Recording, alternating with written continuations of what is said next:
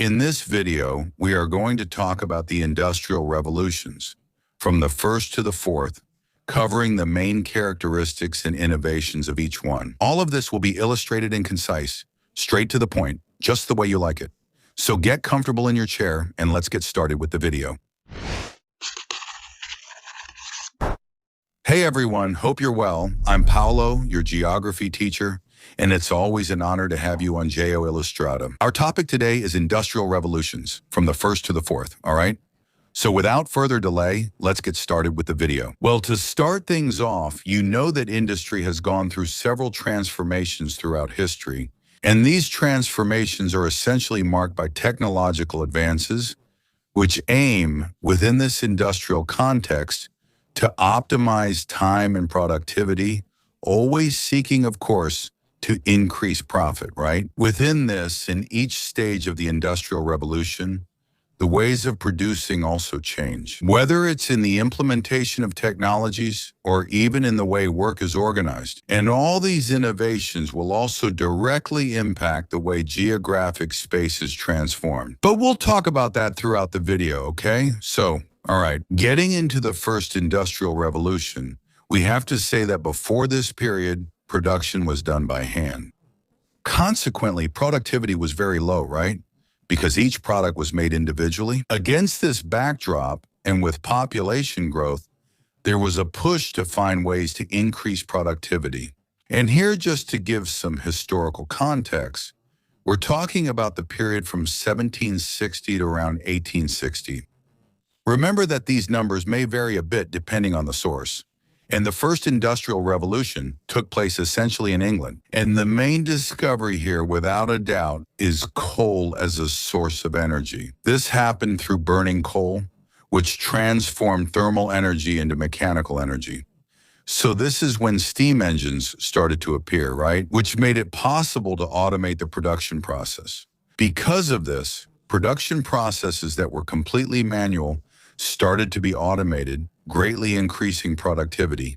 Also during this period, the locomotive appeared, powered by burning coal. And it is also essential in the first industrial revolution because it started to speed up the transport of both goods and people. About this period, Milton Santos says that the first industrial revolution marks the transition between the natural environment and the technical environment. And here, the transformations in geographic space become increasingly pronounced. Pretty straightforward, right? Now, moving on to the second industrial revolution, which began around 1870. It is essentially marked by new technologies, new sources of energy, new forms of work organization, and also by its spread to other countries. Here, other countries are going to join in too. By around 1850, other European countries such as Belgium, France, Germany, and Italy also began to industrialize. And outside of Europe, we have some standouts, like Japan and the United States, which became major players from the second industrial revolution onward. Within this, we have some innovations that mark this period, such as the discovery of electricity and oil as energy sources, which made possible the emergence of new industries, as we will talk about soon. Besides the new energy sources, we also have the invention of other things that will be, let's say, the pillar of the second industrial revolution. For example, the transformation of iron into steel, which among other things will be crucial for the construction of other means of transportation, such as the automobile, for instance. And speaking of automobiles, we can't forget to mention Fordism, which began in the United States around the first decade of the 20th century.